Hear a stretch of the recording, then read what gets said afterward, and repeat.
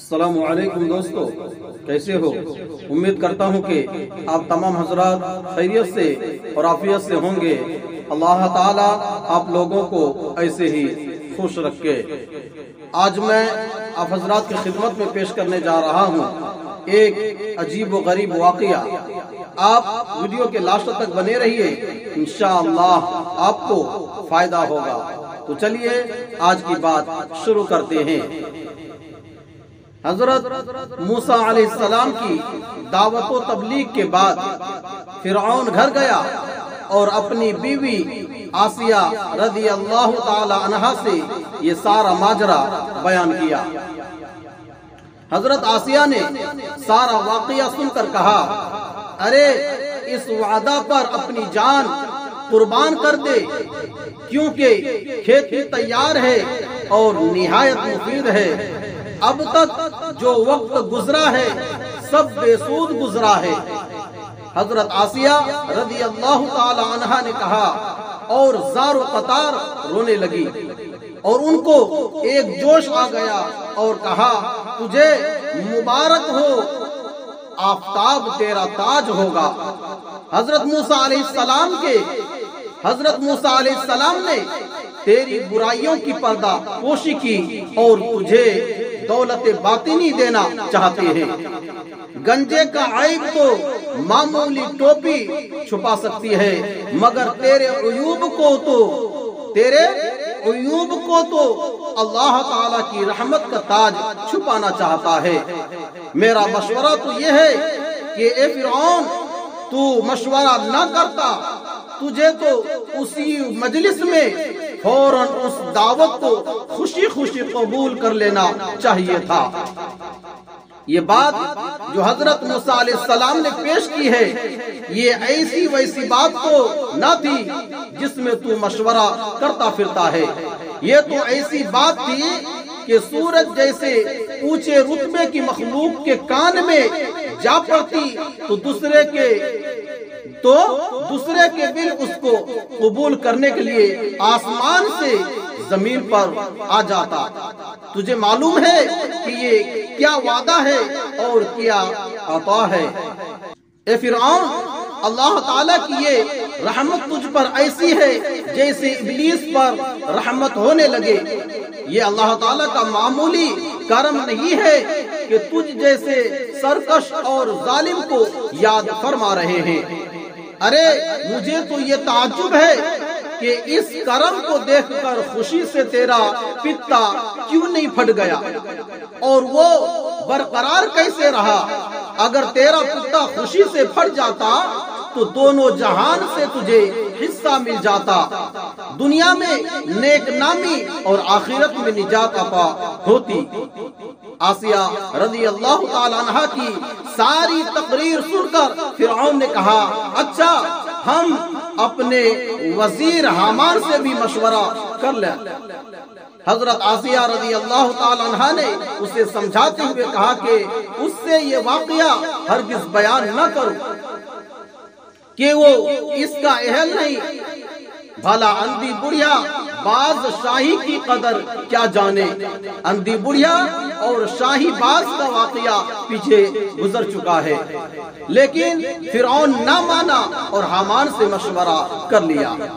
مولانا روم رحمت اللہ علیہ فرماتے ہیں کہ نااہل کے مشیر بھی نااہل ہوتے ہیں۔ چنانچہ حضور صلی اللہ علیہ وسلم کے مشیر تو صدیق اکبر رضی اللہ تعالیٰ عنہ تھے، اور ابو جہل کا مشیر ابو لہب تھا۔ ہر شخص اپنے ہم جنس مشورہ لینا پسند کرتا ہے۔ الغرض فرعون نے حضرت آسیہ کی بات نہ مانی اور سارا واقعہ اپنے وزیر حامان کے سامنے بیان کر ڈالا۔ فرعون کی باتیں حامان نے جب سنے تو بہت اچھلا کودا اور غم سے اپنا گریبان چاک کر ڈالا اور شور مچانا اور رونا دھونا شروع کر دیا، اور ٹوپی و عمامہ کو زمین پر پٹک دیا اور واویلا کرتے ہوئے کہنے لگا، ہائے حضور! کیا کہنے لگا؟ ہائے حضور کی شان میں موسیٰ علیہ السلام نے ایسی گستاخی کی آپ کی شان تو یہ ہے کہ تمام کائنات آپ کی مسخر ہے، مشرق سے مغرب تک سب آپ کے پاس خراج لاتے ہیں اور سلاطین آپ کی آستانہ کی خاک بخوشی چومتے ہیں۔ انہوں نے آپ کی سخت توہین کی، آپ تو خود پوری دنیا کے لیے مسجود اور معبود بنے ہیں اور آپ ان کی بات مان کر ایک ادنا غلام بننا چاہتے ہیں۔ آپ خدا ہو کر اپنے ہی بندہ کا بندہ بننے کے لیے مشورہ کرتے ہیں۔ میرے نزدیک تو ہزاروں آگ میں جلنا اس توہین سے بہتر ہے۔ اگر آپ کو اسلام کی دعوت قبول ہی کرنا ہے تو ہمیں پہلے مار ڈالیے تاکہ میں حضور کی یہ توہین اپنی آنکھ سے نہ دیکھوں۔ آپ میری گردن فوراً مار دیں کہ میں اس منظر کو دیکھنے کی تاب نہیں رکھتا کہ آسمان زمین بن جائے اور خدا بندہ بن جائے، یعنی ہمارے غلام ہمارے آقا بن جائیں اور ہم ان کے غلام بن جائیں۔ یہ تکبر جو حامان میں تھا زہر قاتل کی طرح تھا، اور اسی زہر آلود شراب سے حامان بدمست ہو کر احمق ہو گیا تھا، اور اس ملعون کے مشورے سے فرعون نے قبول حق سے انکار کر کے خود کو دائمی رسوائی اور عذاب کے حوالہ کر دیا۔ جب فرعون حامان کے بہکانے میں آ گیا اور حضرت موسیٰ علیہ السلام کی بات ماننے سے انکار کر دیا تو حضرت موسیٰ علیہ السلام نے فرمایا کہ ہم نے تو بہت سخاوت اور عنایت کی تھی، مگر تیری قسمت ہی میں ہدایت نہ تھی، ہم کیا کریں۔ مذکورہ بالا واقعہ سے حاصل ہونے والا سبق، اس واقعہ سے ہمیں کئی سبق حاصل ہوتے ہیں۔ نمبر 1، کبھی بھی خیر اور نیکی کے کام میں تاخیر نہ کریں، کہیں ایسا نہ ہو کہ شیطان روڑے اٹکا کر خیر کے اس کام سے محروم کر دے۔ نمبر 2، آدمی کو چاہیے کہ وہ اپنا مشیر اور دوست کسی مخلص اور نیک آدمی کو بنائے تاکہ خیر کے کاموں میں اس کے ساتھ تعاون کرے۔